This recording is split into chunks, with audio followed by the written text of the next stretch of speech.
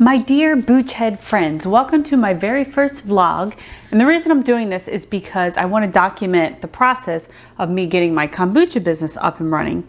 So I don't think I've officially announced it yet on the YouTube channel, but I have just recently got my business license from Pennsylvania to sell scobies online and also sell kombucha locally. My husband suggested I do this, so thank you, honey, and hopefully you can find some value in this. Maybe you've been considering getting a kombucha business going as well. I've been brewing kombucha since 2012, so it's coming up on 10 years now, and around 2014 I first got the idea of selling at farmers market, and I think that's where a lot of people start off, selling locally to farmers markets or like health food stores.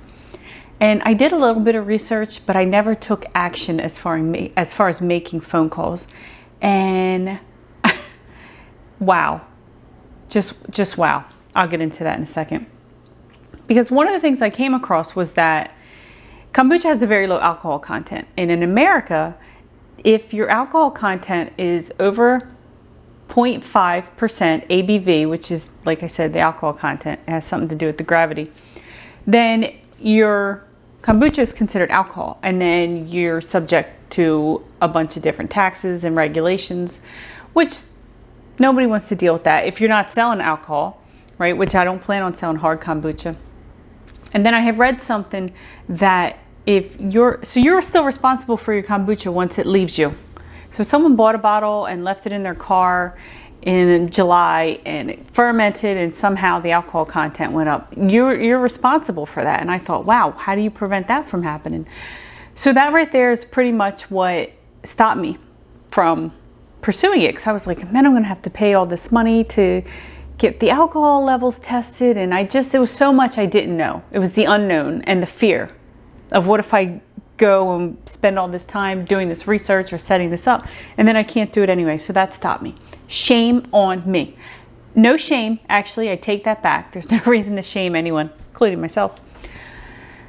But I just mean, I wish I would have made those phone calls, because I made those phone calls this summer. I got the idea, I said, why don't I sell my scobies online? It's something I can offer to my customers and maybe make a little bit extra money. I got the idea and I made the phone calls, and as I'm going through the process, I realized that I'm going to be able to sell my kombucha locally as well. It wasn't just specific to the SCOBY. It's getting the business license for this allows me to actually sell my kombucha. So let me talk about the process. After I made a few phone calls and found out what I had to do, in Pennsylvania we have a limited food establishment, which is similar to a Cottage Food Act, which all 50 states have that. Limited food establishment is for shelf-stable foods, low acidic foods. You don't have to follow regulations with FDA. You do have to follow good manufacturing processes though. And you're so small that you don't require insurance. I'm still gonna get insurance, but I don't require it. That made me happy for some reason. I have to pH test all of my kombucha flavors. So whenever I introduce a new flavor, I have to get that pH tested, which was easy. I sent it to a lab, I don't know, maybe 40 minutes, hour and a half for me. I'm not really sure. Sent it to a lab. It was less than $10 for each sample. I only sampled 2. Then I submit that to the guy at Pennsylvania. I think it's Department of Agriculture. So that's what you can do with a limited food establishment. You still have to label, because that's part of good manufacturing practices. And the process was so easy. So easy. Let's talk about the process. So I got the application. I had to fill out 5 different pages. I did have to contact my township. So in Pennsylvania we have townships, and other places you have cities or towns. Contact them. I had to give them, on the application, I had to give information about my water system and the sewage, and then the township had to approve the lot. So I had to like draw up the dimensions of the house and the lot. My husband helped me with that. That was probably the most difficult thing, but he took that off my hands. Again, thank you, honey. And then I had to pay $100 for that, which I thought was a bit extreme, but whatever. Then I submitted my application. Oh, I had to put in a business plan, like what I'm planning to do, where I'm going to keep all of my supplies, where I'm going to keep the equipment, apply for a tax ID to be able to pay taxes. Gotta pay my taxes. Submitted that, and it was approved in about 2 or 3 weeks. The guy came out, sat down with me at the table, asked me a few questions, looked over at my kombucha, and that was it. He didn't even really know that much about kombucha, which I thought was so funny. I offered him some, but he said no. Missed opportunity for you, buddy. I want to share with you the guidelines for getting approved for a limited food establishment, along with the application that I had to submit. So you need a clean kitchen. Obviously, you can't have a bunch of stuff going on. You can't have your crock pot going, making breakfast for the kids, sipping your morning coffee while you're producing something that you're going to sell to someone. I don't know if maybe you've seen some other videos. I have a lot of counter space. So I just clear everything off, put it on the dining room table, sanitize it. I have a homemade solution that I made for the granite, which disinfects. No pets. Our dog died in 2018. We haven't gotten a new dog, so I don't have any pets. I know a lot of people do. Have to have my hair back, which I'll probably just get like one of the hair nets. You can't have kids in a house during manufacturing or processing or making the food. And that's it. That's like not a lot of stuff. I mean, if you always have your kids home, then that is a lot of stuff. But even in the summer, my husband will just take the kids and go to the park or go somewhere. So that's it for all I had to do. I mean, it was so simple. And then I kept thinking of 2014. But it's okay because you know what? I had a dog then. So really, I wouldn't have been able to do it then. I'm going to go over what I have completed. Setting up a store. So I was originally going to go with an e-commerce site called Big Cartel. And I'll try and leave links, as many links and information as I can in the description box. Big Cartel, you can list up to 5 things for free. You can use your own domain, but you still have some limitations. I don't remember off the top of my head what those are right now. But I ended up going with a store called Ecwid, E-C-W-I-D. I don't remember how I came across them, but setting up the website was so easy. They walk you through everything. They have different themes. And you can sell 10 products for free, anything below 10. But they had some limitations. So I couldn't use my domain, and I bought a domain back in the summer that I really wanted to use. I wanted to link my TikTok account. I'm more fun on TikTok. I really am. Just really am. Telling you now. I wanted to link my shipping service, which I'm using Sendle, and I'll talk about that more in a minute. So I set that website up in about a day, even with kids around. And it was pretty easy. It was still a lot. Like, it's a lot of information. So if it takes you longer than a day, just, give yourself some grace. So originally I was going to use Google Sites. You can go to Fiverr and get anything you need. If you've never used Fiverr before, you can get logos. They do everything. They'll write you blog posts.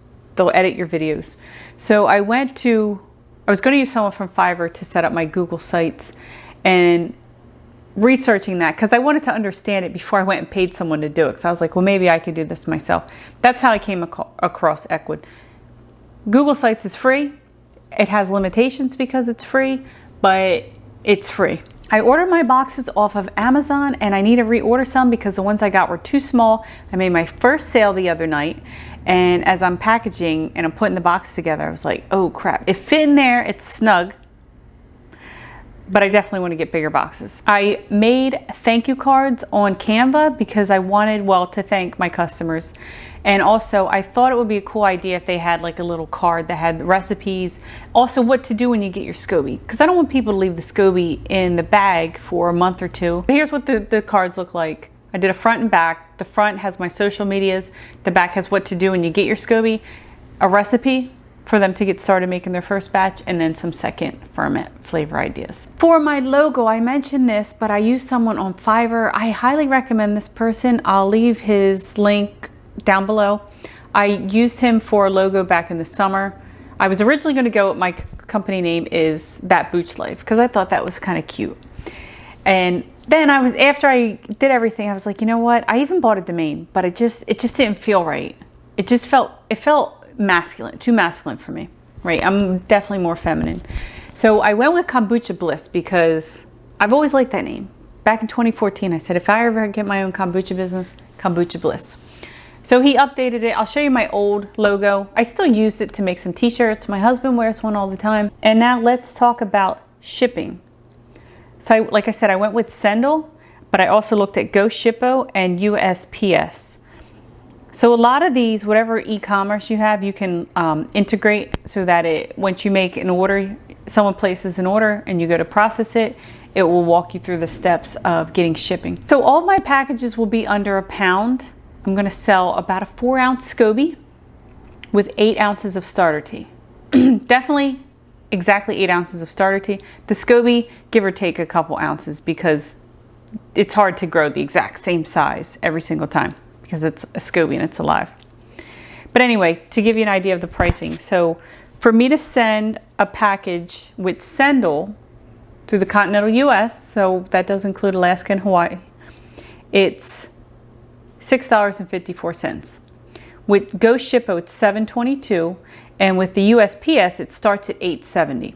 So I decided to go with Sendle. However, when I made my first sale on Saturday, Equid, my e-commerce site, showed me UPS or USPS prices as well, and it was like 30 cents cheaper than Sendle, so I ended up using them. Things I still need to do.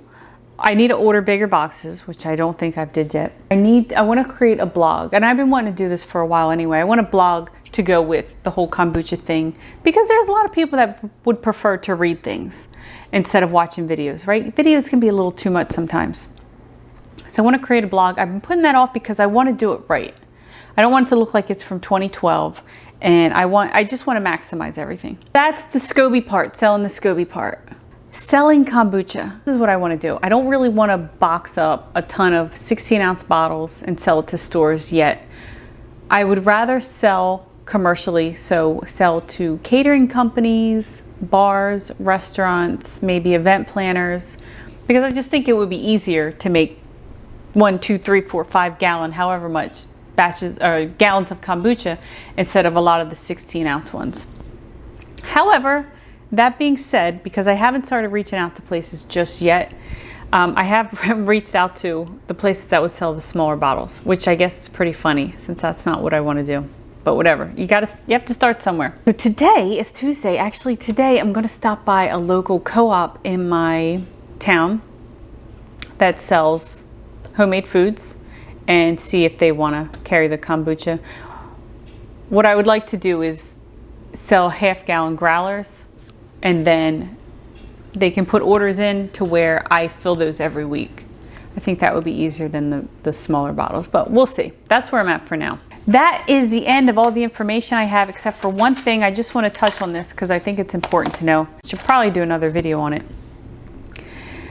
So the Kombucha Internationals group, run by Hannah Crum. If you don't know who she is, her nickname's Kombucha Mama. She's been around for a long time, been brewing kombucha for a very long time. She set up this organization to help, like a kombucha coalition, right, for kombucha brewers to help each other because of the tax laws. Right now in America, anything over 0.5 ABV, which is the alcohol content, anything over that is considered alcohol, and it's subject to different regulations and taxes.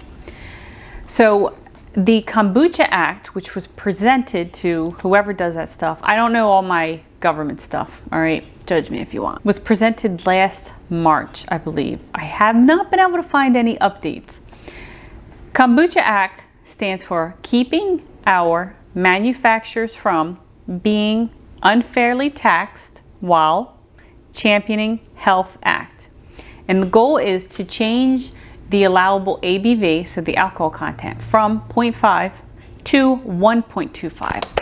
Whoa, that's so huge. That is so huge. So I will leave a link down below if you want to fill out this form to send to your local, is it Senate? Sorry guys, I just don't know this stuff. I don't know who it goes to. Congress, Senate, I don't know. But the link will know, and it'll take you right to there, and you just fill it out because I think it's important. And this would make it easier for people to start a kombucha business. Plus, it'll put more types of kombucha on the shelf. One more thing. Have you noticed how much better homemade kombucha is? Have you noticed that? There's a lot of people that don't even like store-bought kombucha, but they love homemade kombucha.